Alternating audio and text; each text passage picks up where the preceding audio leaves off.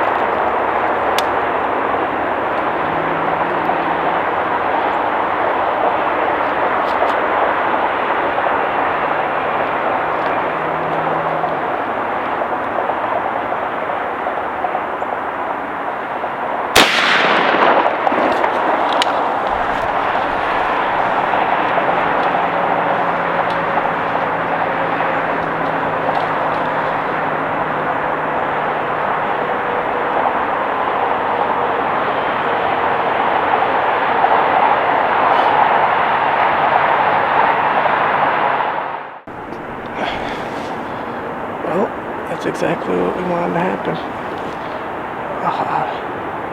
And the Ford doe that came in that we've been getting pictures of. Not sure.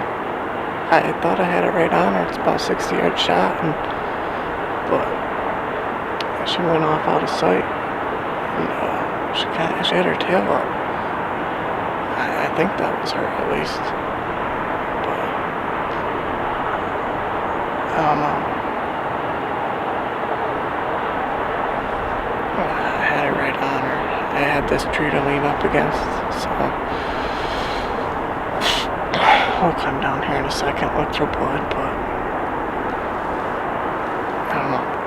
hopefully we can find some blood down there and be all good. But come down and see if we can get some blood and give it a minute here and probably go back get some help if we got some blood. But we'll see we'll see here in a minute.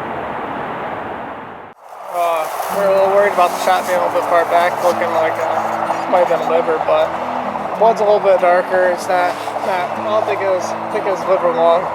She says she was quartering a little bit, but we're kind of worried about it. But we've only went probably about 25 yards or so.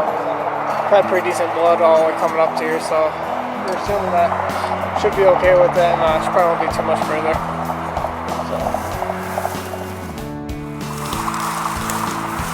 There she is right there. Probably went, we think about 100 yards or so. And they will going off about 150, 175 yards.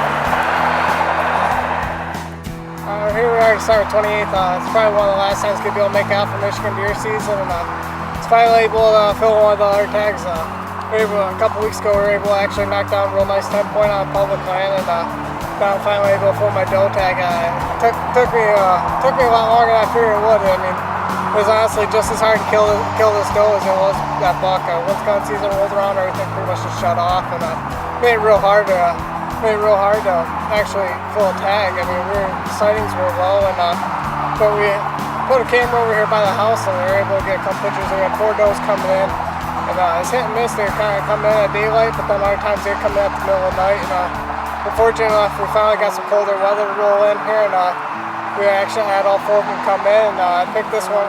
It's one of the bigger ones of the 4, so figured give her a good shot. I mean, she's probably a good solid year and a half.